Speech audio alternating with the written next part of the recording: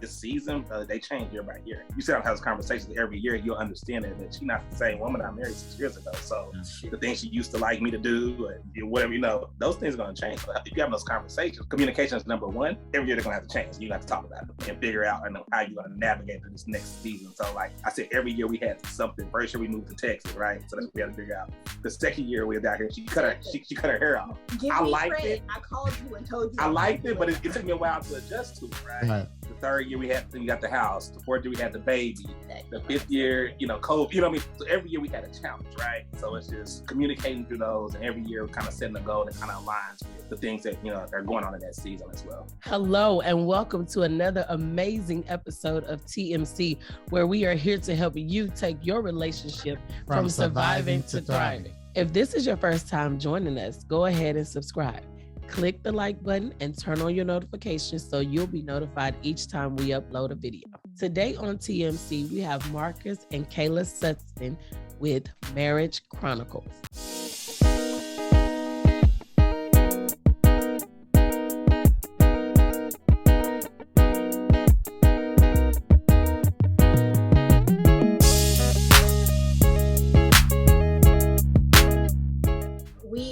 The founders of Marriage Chronicles. People ask, hey, are you guys counselors? Are you? No, we are not.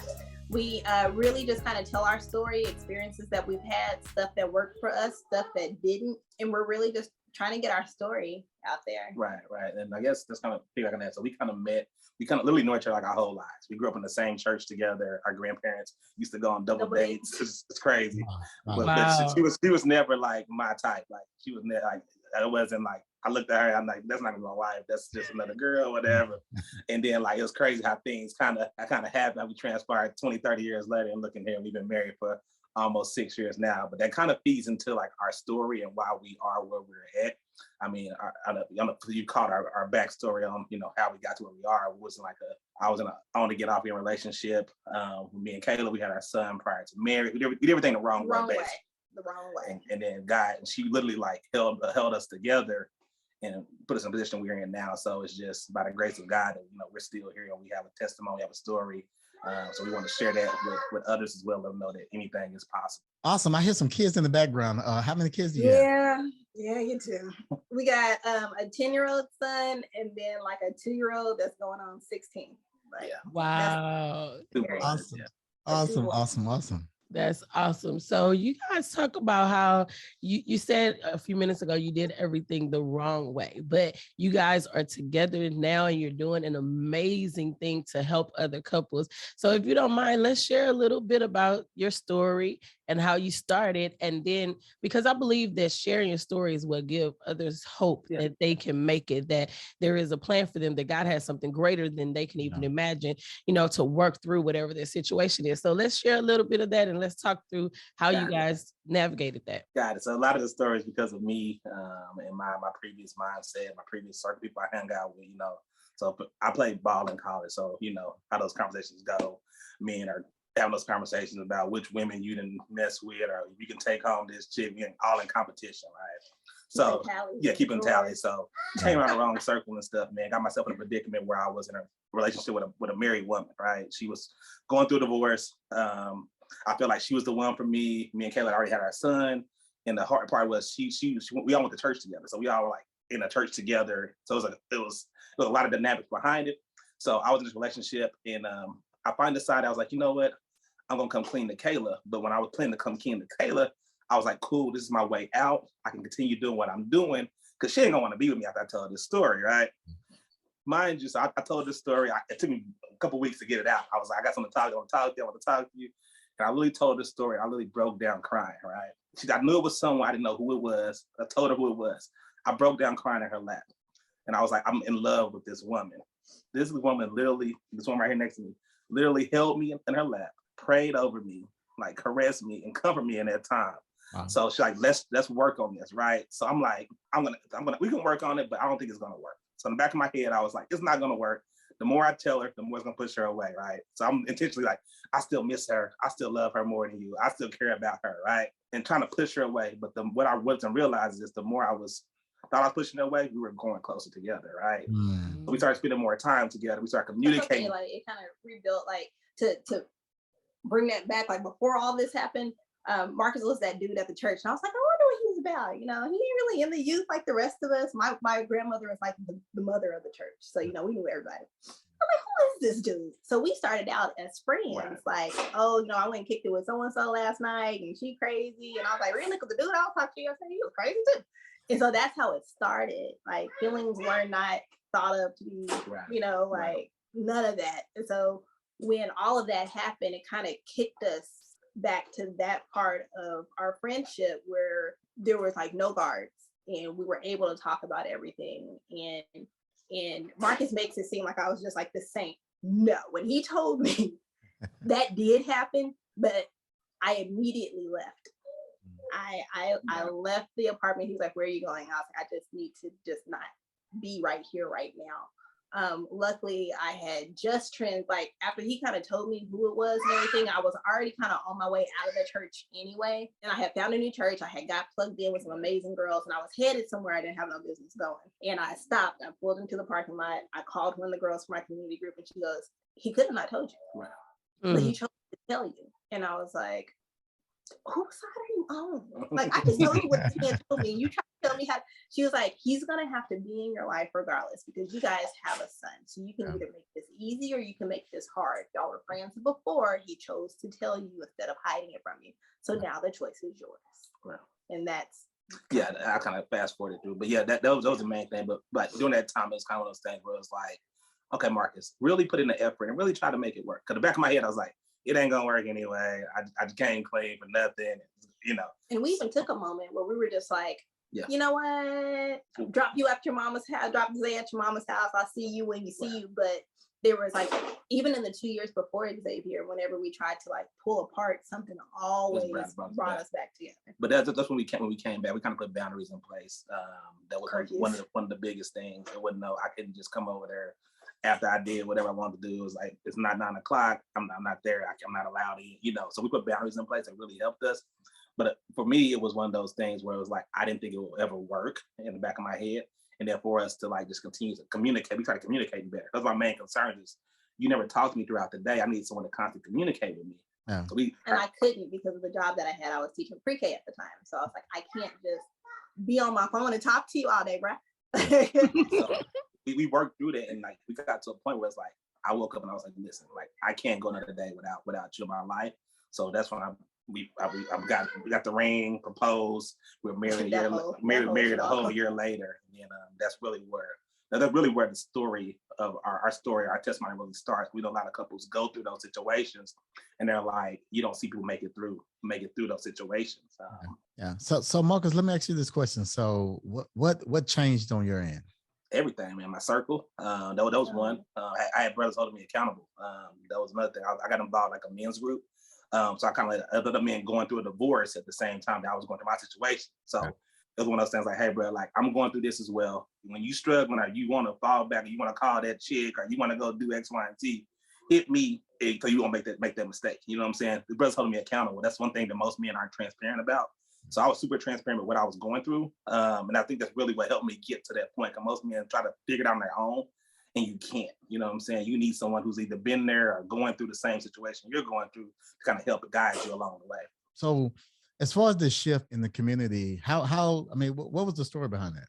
So Marcus hung with like with some hoes. Like I don't even know how else to say it. Like that's what you dudes work. But he did. He played football all through high school. He played football all through college. And you know, it just kind of comes with the territory. Females just throwing themselves at you.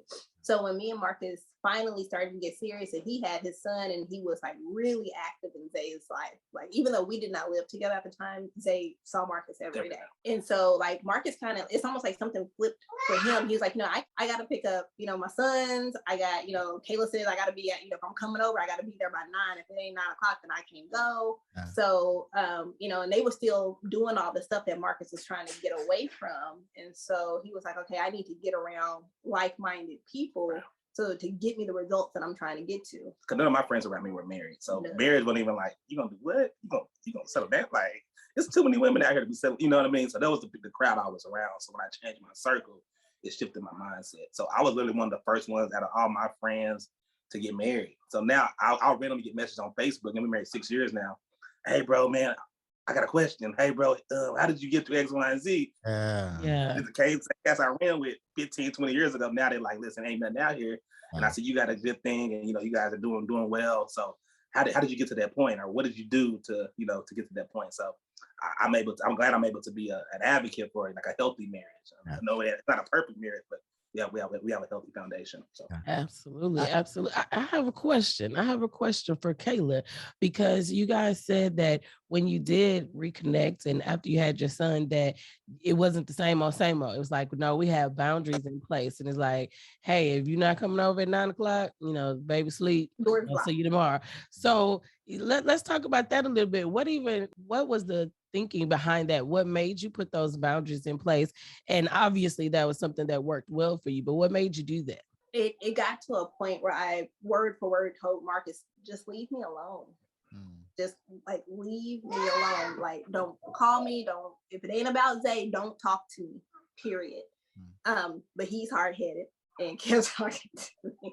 So I was like, you know what, Kayla, I can't be like that. So I'm from a broken home. My parents divorced when I was 13. I remember being the kid that watched the unhealthy back and forth, and well, you tell your mama this and you tell her that, but they would never talk together. So I always told myself, if I ever have kids and me and my kids that don't work out, we're still going to communicate. We're still going to be friends. Like, my son will never know that I'm like, rip your daddy's jugular mad out. Like, he would not know that. You gonna do what to me? Yes. Yeah. So I was in order to do that, I have to set some kind of boundaries, because I know my temperament. I know my attitude. I know that if I let him do too much, he will do too much. Marcus used to tell me all the time, I do as much as I do because you let me do. You let me get away with murder. Wow. I'm gonna do what you allow me to do. So when those boundaries got put in place, it was, listen, I used to come in and have the phone flipped over, the phone live, flipped down, you know what I mean? You know all the things. Yeah. So we cut. I was like, look, now I'm not trying to say I'm giving you rules, but in order to protect me and my sanity, if you're coming, you got to be here by 9. Because the way that our apartment was set up, Xavier was kind of like in a nook in the front, and I was like, you ain't about to be coming in and out and he's asleep. If you're over here, like, I got to be able to trust you. So this silent, like, not even vibrate, but this silent phone face down, no, like, we're gonna be friends on social media because I'm a presence. I am here. Post me. I'm hello. And what else did we do? We made sure that when we went to church on Sunday, we went as a family. We sat as a family, and I told him we're not going back to that church, which it sucked because my mother grew up in that church. My father grew up. My family is still in this church, and so I was like, but when it gets to a point where you're more involved in the drama of the church and I'm not being fed, it's time to go anyway. So I couldn't even, like, the woman he's talking about, we all sat in the choir. I had no idea who it was. So it would be her, me, him on a Sunday singing. Wow. I was playing with fire. I was just no idea. Playing with fire. So I was like, we gotta leave. We're gonna be a family, then we're gonna be a family. Like, there's not going to be any of this back and forth. I told my friend Naisha, I was like, he's got till Zay's 4th birthday. Because at this point, it had been what? No, it was third birthday. Because at this point, it had been 5 years. And I was like, I'm not doing this. Like, I'm too young. I'm too cute. Like, I'm not sitting here waiting on this. And he proposed that June. He had to propose that June. And the crazy thing is, so during that time, so like looking back on it, I don't know, like when I got moved down here to Dallas, is where I got a new church home, great pastor. We were going through a discipleship process. He tells about I don't know if you guys are familiar with the scripture Proverbs 7, the Proverbs 7 woman, right? And it kind of tells you how she lurks and she waits on the corner and her husband's away. And like, so I'm reading this story, I'm like, is this my life? Like, had I read this before and known what happened, like, I probably would have been in the position I was in. So that it really hit home when that happened, because it's like God spoke about this, in the Bible and the Word. Had I been in my Word like I needed to, I would have saw these things prior to them happening. So it was a revelation for me, and I know that, like I say, I was playing with fire. You know what I mean? Like, and he tried to drag me in. Yeah, try to drag her into it as well. So like, send this message. I tried to drag her into it. Like, you message her husband and tell her. It was a whole lot. But grateful to God that he brought us out of it, and we're here today. So I'm listening now, and I'm like, wow, both of you guys shift communities.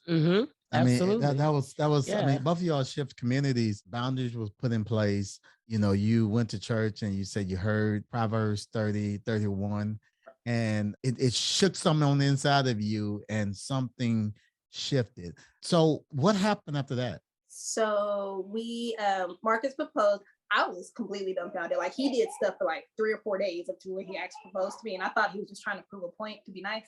Uh-huh. And so when he actually proposed, I was like, so he proposed. We got married literally 1 year later. But so I proposed on Father's Day with 2015. So we got married the following year. But the church we were at, this is another story. So the church we were at, since she proposed, she moved in with me, right? So like, we're already gonna get married. Let's go back and move in together. We're already taking leases up, trying to keep safe, trying to save money and stuff like that, doing things, making excuses. And God told us, don't be shacking, you know what I mean? But we did it our way. So the church is like, I want you guys to go ahead and get married before we do any counseling. Either you guys move out or we do the counseling post the marriage, right? So we were going through, of course, we've been married or whatever, or engaged a few months. So we're having issues already. Like we'll call this whole wedding off, like, forget this, forget you, like just hitting the fan because we weren't doing things the way that God intended it to be, right? Mm-hmm. So then we're going through marriage counseling. We started marriage counseling. We kind of sitting there, we're like, is this really what we want to do? Like, do I really want to be with you? Because we didn't have any marriage counseling, right? No. So we didn't think about finances. We didn't think about like if something happens to me, past trauma that we never dealt with, and we never really healed from the whole situation. We just kind of swept it under the rug, right? Yeah, swept it under the rug. So that's something we kind of still deal with to this day. We never really like completely dealt with that trauma. So we continue to have issues. I know we were speaking with even a counselor a few months ago, mediator a few months ago about some of the issues that we never resolved prior to our marriage. So that's one thing I know you guys asked about. What do you advise people to do prior to marriages? Counseling, get the counseling. Premarital counseling is the key because we jumped into it and we were already married. So it's kind of, for us, it was different because like, why we doing premarital counseling? We're already married. It didn't really make sense to us. But the tools they give you during premarital counseling can help you when you hit year 5, hit year 6, and year 10 and stuff like that. Or it'll even like show you like, hey, yeah, you're in premarital counseling, but you also need individual counseling. Exactly. Because you got some stuff that you I did. I worked through I worked through 30 of my stuff, but I had personal, I had postpartum, like all of it. I've had it all. What you wish you would have known before you got married? I wish I would have known that marriage was fun. I mean, you can have fun in marriage. Because a lot of people, like I said, nobody around me was married, and nobody around me married was happy. So it's like, you married, but I'm cheating. You know what I'm saying? So it's like, so I'm just like, man, I ain't trying to do that because I just want to, have fun, have my best friend with me, be able to, travel and set goals and achieve these goals together. So that was one of the things is that I didn't really realize that marriage can be so much fun. I know we've had seasons where, it hasn't been as great, but for the most part, at the end of the day, we try to fall back on our friendship. So like my pregnancy, this like the 2 pregnancies were completely different. So the first one, not married, blasphemous baby, shame on you, fire brimstone. And then the second baby, it's like, dude, like everybody's like, congratulations. It's not so much pressure, which made it easier for us. We danced throughout my whole pregnancy. Like we got a video on YouTube where I danced through the whole thing. But that's one thing about our marriage now. Like we every year we set goals. So like every anniversary we have, we set a goal for this year for our marriage, where we want to go, whether it's personally and as a couple. So we say we want to a savings plan. We want to save $10,000 this year. Or we want to buy a house. We want to have a baby. So every year we set a goal. I mean, I feel like it brings you closer too because you're both working towards something together. So you can have check-ins, you can have accountability. Like even on our honeymoon, we were like 5-year goal. God did it in what, 2? Yeah. So Marcus, you said you wish you knew before marriage that marriage was fun or could be fun. Kayla, what is the one thing you wish you knew before you got married? That it can be a safe place. So my parents were divorced. My sister shielded me from a lot of it. In complete transparency, I do not have a lot of memory of all 4 of us being in the house together. It wasn't anything like physical traumatic. It was just like mental, like the arguments, the back and forth, all of that. So Marcus has kind of figured me out. So if I say, hey, can I have a transparent moment with you? Or hey, I got a question. he knows to let his guard down. He knows that I'm going to be defensive and whatever it is. So you got to do that. But he allows the space to be created. And sometimes do you want me to just listen, or you want me to fix it? Fix it. You want me to listen? Yeah. We know that very well. That's very well. Good. You talked a little bit, Marcus, about premarital counseling. What is the one piece of advice each of you would give to that person who desires to be married? I would say, always remember grace. I think that's one thing. I mean, you got to give your spouse grace. I know everything's all perfect at the wedding. Everything's all perfect, leading up to the wedding. The honeymoon's all perfect. But then, life hits. I mean, work, life, kid. Like you see, we got kids running around. You got to give them some grace. And that's one thing I'm real structured. I want Kayla to do things a certain way, a certain time. And like I'm by the book. I'm like time, like 10 o'clock I'm here, 10:15 I'm there, and Kayla's just kind of in the wind. You know what I mean? So that's one thing I do is give her a little, just give her grace and let her be herself. You know what I'm saying? Because she's already under enough pressure as a woman, the mother, as a wife, and I'm adding this extra level of stress on her because I have this like high expectation for her. So give her grace. So that's one thing I struggle with for like the first 2 or 3 years of our marriage is like I wasn't giving her any grace. I'm over frustrated at myself, like, why didn't you did X, Y, and Z? And it's like, I don't want to be that type of controlling husband, But I look back at things that, that she may have asked for me to do that I ain't did. Even things that God has told me to do that I ain't did. So it's like, Marcus, get a girl some grace. All the grace. So that's one bit of advice that I would give. My advice from a woman to a woman, let him lead. Being submissive is not a curse word. Being submissive does not mean you're weak. It takes so much strength to be able, especially nowadays. It's like, oh, I'm independent. I don't need no man. That used to be my. Come on. With me and my mom, like after when my parents split, me and my mom felt 13, and our mantra was like, we don't need no man. We can do it ourselves. So here I am. I would say, being submissive, you have to trust that the God that you serve is the God that your husband serves. And if he's talking to me, obviously he's talking to him. And it might be something that God can't reveal to me because either I can't handle it, I won't understand it, or he doesn't trust me. I'm disobedient, I ain't gonna do it, but he will. And even if Marcus does make a decision that I don't agree with or I know is going to end up bad, I trust the God that we serve to fix it. That would be my advice, is it's okay. It's okay to let them be the man. And that was a key part of our story. So after we got married, like part of our on our honeymoon, we were trying to decide like our 5-year plan. I was like, hey, in 5 years, let's pick up and let's move to Texas, move somewhere away, right? So literally, like after we got back from my honeymoon, I got an email for a job in Chicago, right? And I was like, we literally just got married, like 2 months. And I was like, babe, you wanna go to Chicago? She goes, babe, wherever you go, I'll go. You trust me? Like, so I was like, Chicago kind of far and kind of cold. So I literally looked for one job in Dallas, right? Look for a job, apply for one job in Dallas, right? Literally applied, was coming down there a couple weekends later. Anyways, everything was aligned, right? Got the job, literally was moved in a matter of like 2 months, right? And she was at home for the first 2 weeks. I was down in Dallas. She got everything situated and everything like that. So it's just like she trusts me to move away from her friends, her mama, her daddy. And I'm a big daddy's girl. She trusts me to come down here. So I was like, they gotta do right by her, So that was one of the biggest things, that she really like trusts me to lead. That's what the thing she said, trust him to lead and be the man. So it put like a standard on me that I knew I had to achieve. You know what I'm saying? And I couldn't be like. But I've been supportive through it too. Like I know that Marcus carries a lot on his plate. So for example, like Marcus is full-time corporate America. He allowed me to step out on faith and start my own insurance agency. So that's what I'm doing now. So I know that he carries a lot on his plate. So typically, I make sure like if he comes home, dinner's cooked. You've been at work since like 6:15 this morning. Like if I'm here and I can do it, let me do it. House is cleaned up, kids is taken care of. Like we've been together long enough that I can see when something's off. Like he knows when something's wrong.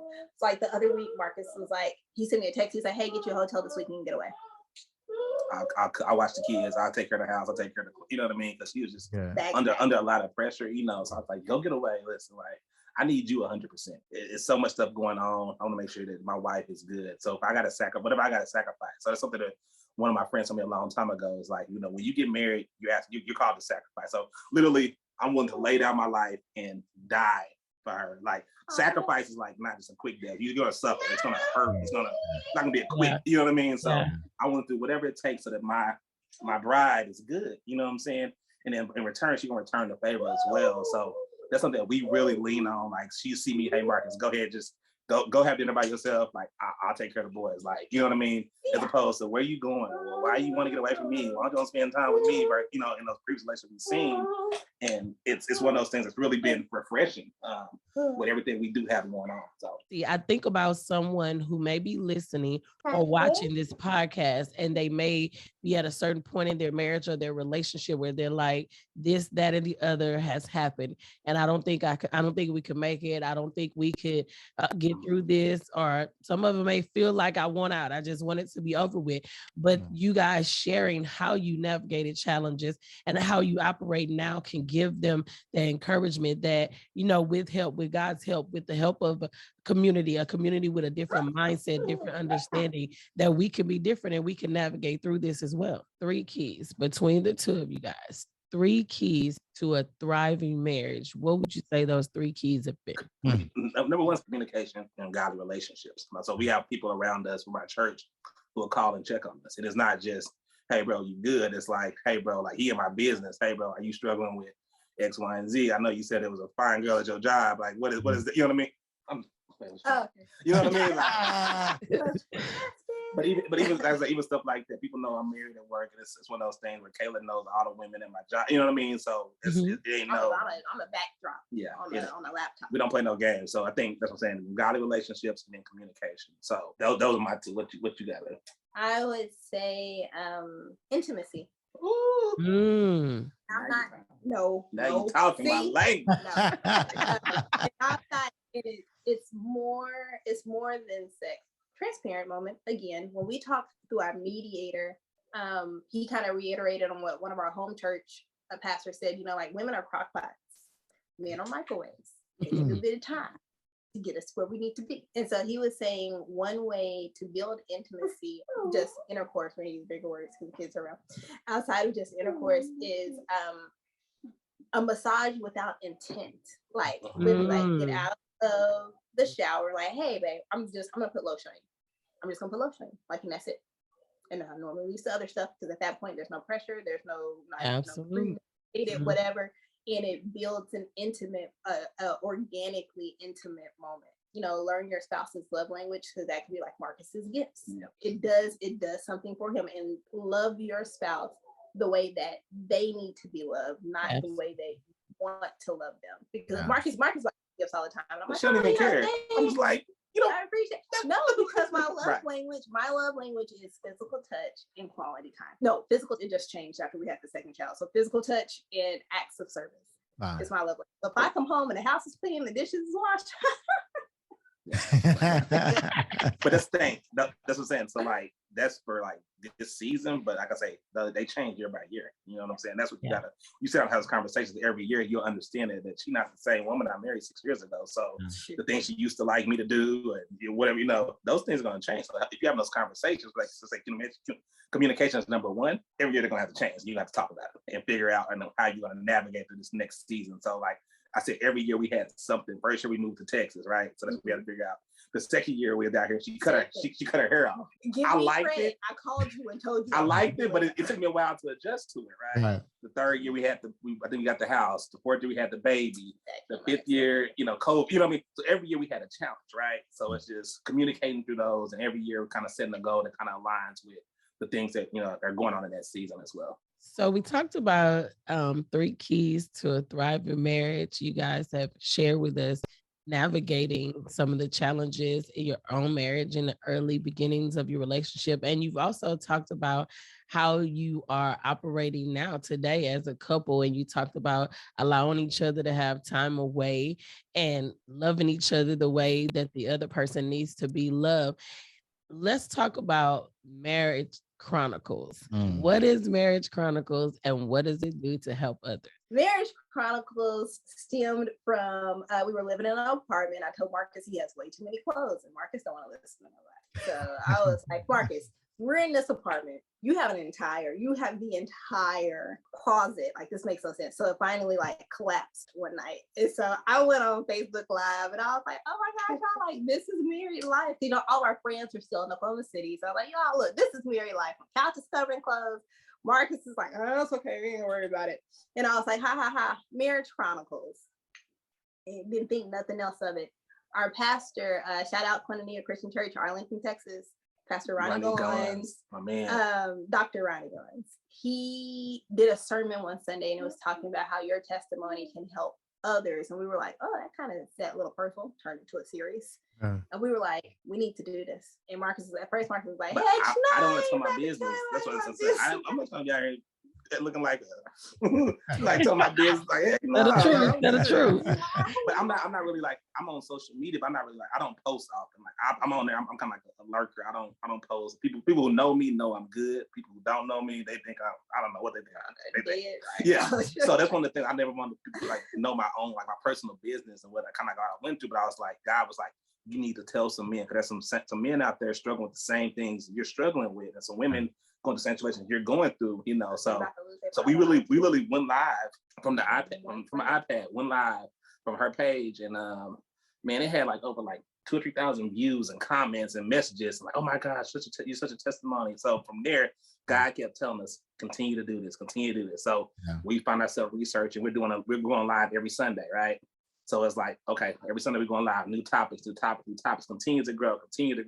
Next thing you look up, now we got over 150 some odd videos. We've got, you know, Instagram, Facebook, Twitter. We're everywhere now. It's like 35,000 followers or something. We were in San Marcos like a couple years back, and they're like, "You're Marcus and Kayla," and I was like, "Oh wow!" But it was never something that we planned on. It's just us being obedient. I know we've kind of cut back on the videos that we're doing, but it's only so much. I'm sure you guys know as well. Only so much marriage topics you can talk about. You know, the newer season that we're in now. Like, does this still work? So our newer content was right when we first got married. Just because we're still in the apartment, so we're talking first 2 years or so of marriage. All the articles that's on the website too. So it just, from one thing to another, you know, how did we figure out how to handle our finances? You know, why was I so hesitant on, you know, putting my finances with his, like, you know, again, back to past trauma. You know, blended families. We are not in a blended family, but we have friends that are in blended families. You know, how does that work? What does that look like, healthy and unhealthy? Ideally, though, where we're wanting to take Marriage Chronicles. When me and Marcus got married, we were looking for venues. I fell in love with one. It was like an all-inclusive, like the decor was there, the reception hall, and they were like, hey, you know, just come, bring your guests, and pick the menu. I was like, I love this idea, but we wanted to expand on it. So ideally, what we're wanting is a Marriage Chronicles venue where you can come and get your marriage counseling. You can get a custom dress made there by, you know, a local seamstress. You have your package for the caterer is already there, decor is already there, one-stop shop. DJ is already there. Like, all you got to do is come. Because after our wedding, we had all this stuff with decor, and I was like, this.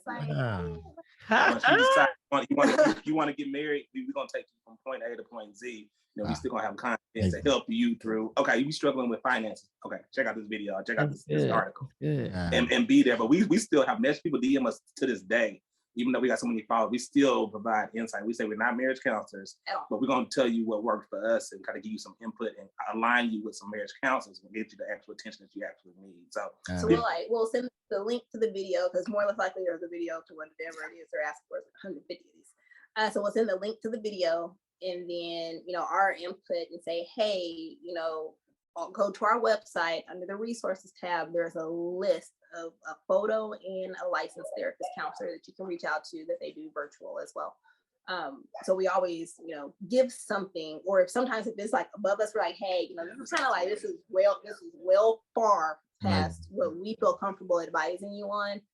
Resource tab, pick one. So Marriage Chronicles began from you chronicling the fall of the clothes in the closet, and then God pressed upon you guys' heart to share your story.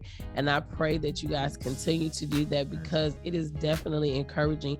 Speaking to you guys today, I just feel, I know that someone is going to watch this video and is going to encourage someone that they can make it, that they can hang on, that they can be better tomorrow than they are today. And that with a little bit of help, shifting perspective, shifting shifting community, shifting the kind of people that we hang around, and the right support system, and they can do exactly what you guys are doing, and that's living out your purpose for what God has called for you to do. I love it. Absolutely. Speaking of shifting communities, if somebody in our community want to connect with you all in your community, where should they go? www.thestutsons.com is the website, or just hit us up in our email. IG, Facebook, either way.